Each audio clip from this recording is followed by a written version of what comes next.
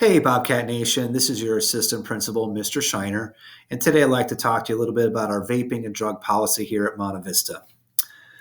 So unfortunately, last year we did have more students bringing vape pens to campus. Just so you know, alcohol, drugs, and any form of tobacco are not allowed on school grounds. Drinking, smoking, or vaping is against the law for anyone under the age of 21. Bringing any of these items to campus, sharing it with a friend, are all suspendable offenses and may result in a citation ticket from our student resource officer who does work for the Riverside County Sheriff's Department. And if he gave you a citation, you would be required to go to court with your family. The court is either in Banning or Marietta, and you would have to go see a judge. The judge then would decide what your consequences are. It could be community service. It could be a $500 fine. It's really up to the judge on what he decides to do. If you do get caught with the drugs or vaping on campus, student will be assigned 3 days of SSR. Students will be cited, meaning given a ticket by our student resource officer, who is part of the Riverside County Sheriff's Department.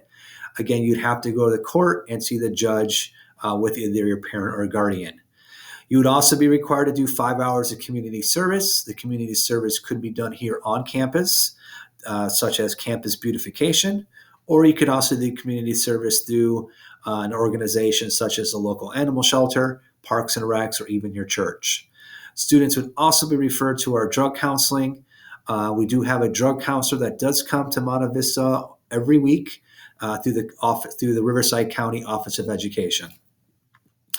If that first intervention doesn't work and you get caught a second time with a vape or any types of drugs on campus, students would complete 5 days of SSR, or you could even be suspended off campus.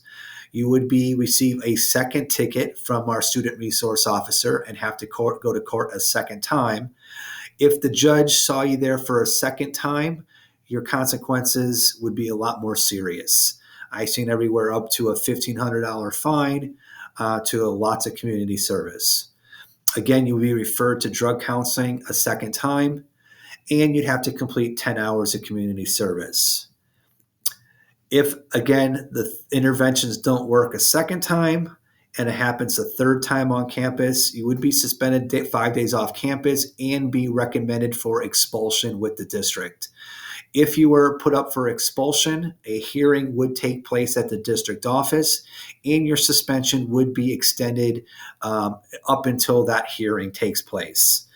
If that hearing takes place and you are expelled, the decision would be made by the Board of Education. It's not made by the school site. The Board of Education decides to expel the student, or here are the other options that could take place. You could be expelled for 2 semesters from the San Jacinto Unified School District, and that would require you to go to Betty Gibble. You could get a change of placement, meaning change of school sites. That could be going to SJTI, or you may return to Monte Vista Middle School. That is a decision they could decide to make. We are hoping it doesn't get to this point. We are hoping that you are not bringing any of these illegal items on campus, because there will be some serious consequences. Thank you.